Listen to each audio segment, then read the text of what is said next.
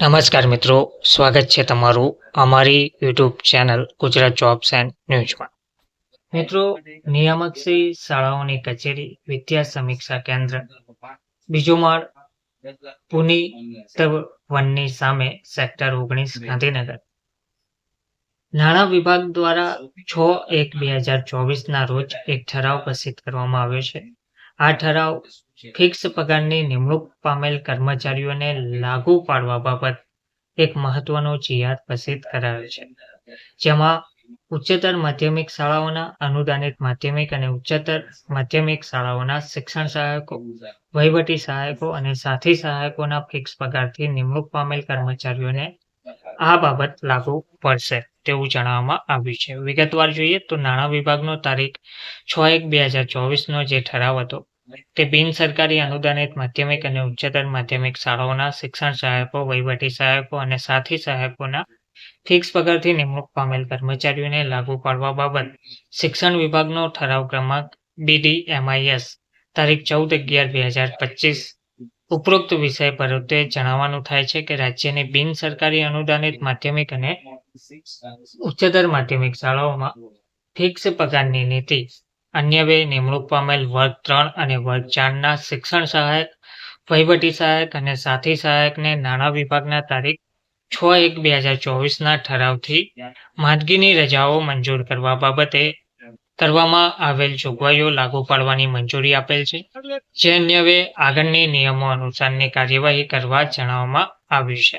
તો નાયબ શિક્ષણ નિયામકની જે કચેરી છે માધ્યમિક ગુજરાત રાજ્ય ગાંધીનગર દ્વારા આજે જીઆર પસાર કરવામાં આવ્યો છે.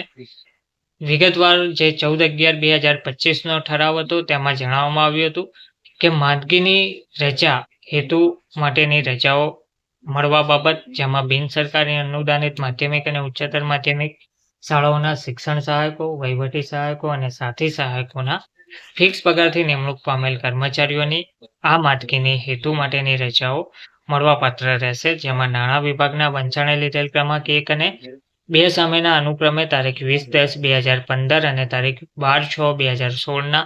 ઠરાવથી રાજ્ય સરકારના વર્ગ 3 અને વર્ગ 4 ના તમામ સંવર્ગો પરની જગ્યાઓ ઉપર સીધી ભરતીથી નિમણૂક પામેલ કર્મચારીઓને મળવાપાત્ર ખાસ રજાઓમાં સુધારો કરવામાં આવેલ છે. તો વિભાગના વંચાણે લીધેલ ક્રમાંક 3 સામેના તારીખ 12/9/2023 ના ઠરાવથી નાણાં વિભાગનો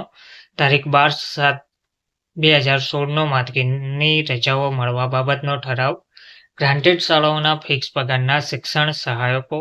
વહીવટી સહાયકો અને સાથી સહાયકોને લાગુ પાડવામાં આવેલ છે. તો નાણાં વિભાગના વંચાણે લીધેલ ક્રમાંક 4 સામેના તારીખ 6/1/2024 ના ઠરાવથી નાણાં વિભાગના તારીખ 20/10/2015 અને તારીખ 12/7/2016 ના ઠરાવોથી કરવામાં આવેલ માંદગીના હેતુસરની ખાસ રજાની જોગવાઈઓમાં જરૂરી સુધારાઓ કરવામાં આવેલ છે.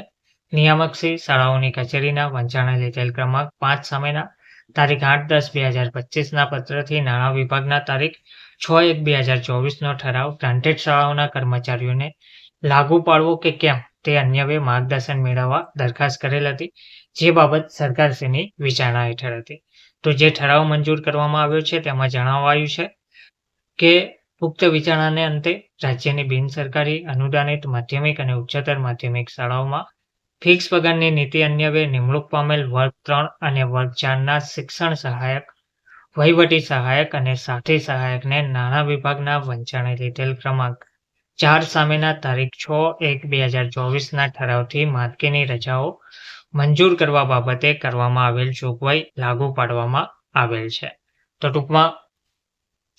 માંદગીની રજાઓ મંજૂર કરવા બાબત ફિક્સ પગારના કર્મચારીઓને આ રજાઓ મંજૂર કરવા બાબત આ જીઆર પસાર કરવામાં આવેલ છે. વર્ગ 3 અને વર્ગ 4 ના તમામ કર્મચારીઓને આ લાગુ પાડવામાં આવેલ છે. ધન્યવાદ.